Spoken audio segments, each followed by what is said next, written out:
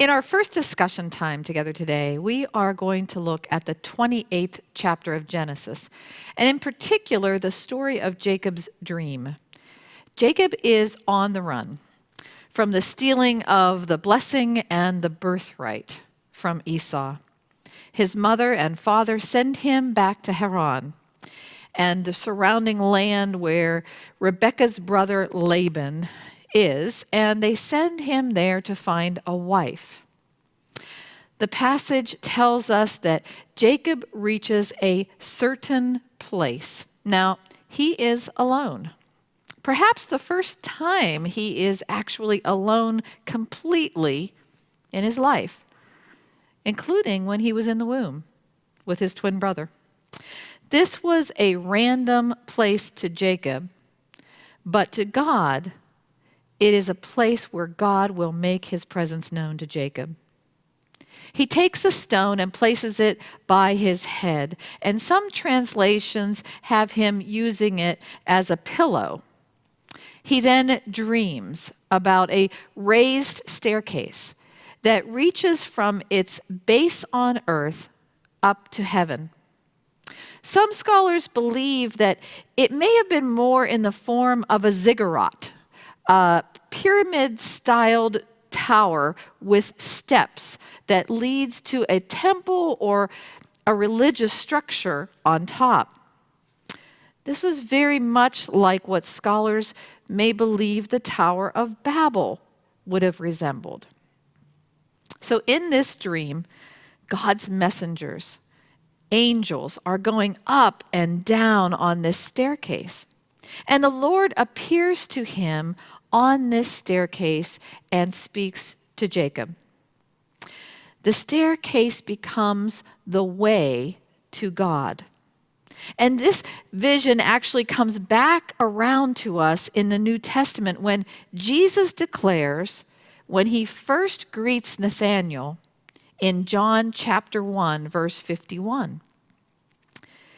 And it says this, he said to him, "Very truly I tell you, you will see heaven opened and the angels of God ascending and descending upon the Son of Man," thus declaring himself as the way to God.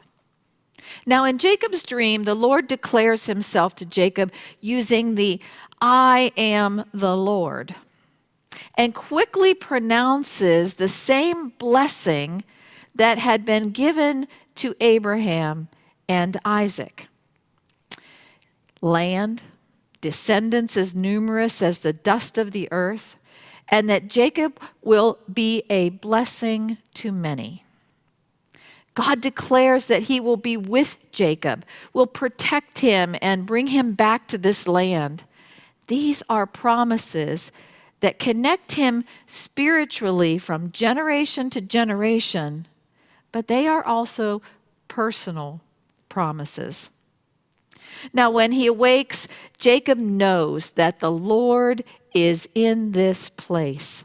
And because of his experience, he makes a connection that this place is awesome in a fearful and amazingly terrifying way. And this is the entrance, he believes, to heaven and the house of God.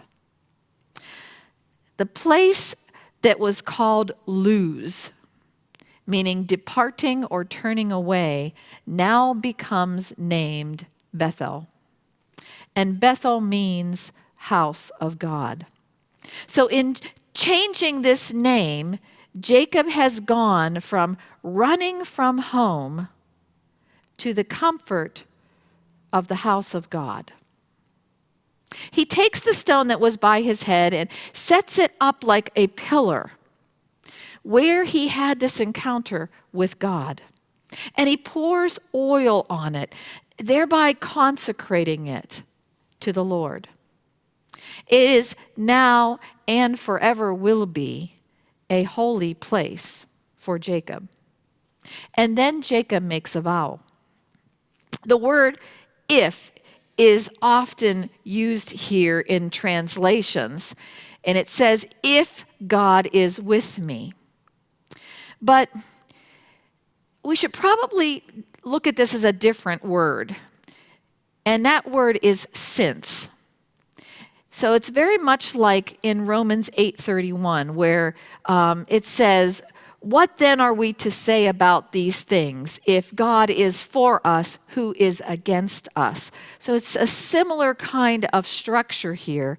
And the word since gives it a different meaning.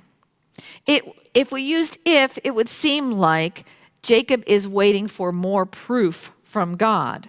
If we use the word since, it affirms his declaration of the encounter and the realization that God is with him. So in this place, Jacob has a revelation at this spot. God is present with him. Jacob recognizes that with this placing of a stone as a pillar, he recognizes this revelation, and he vows to rely on God by trusting and worshiping. And part of his worship will include giving a tenth or a tithe to God.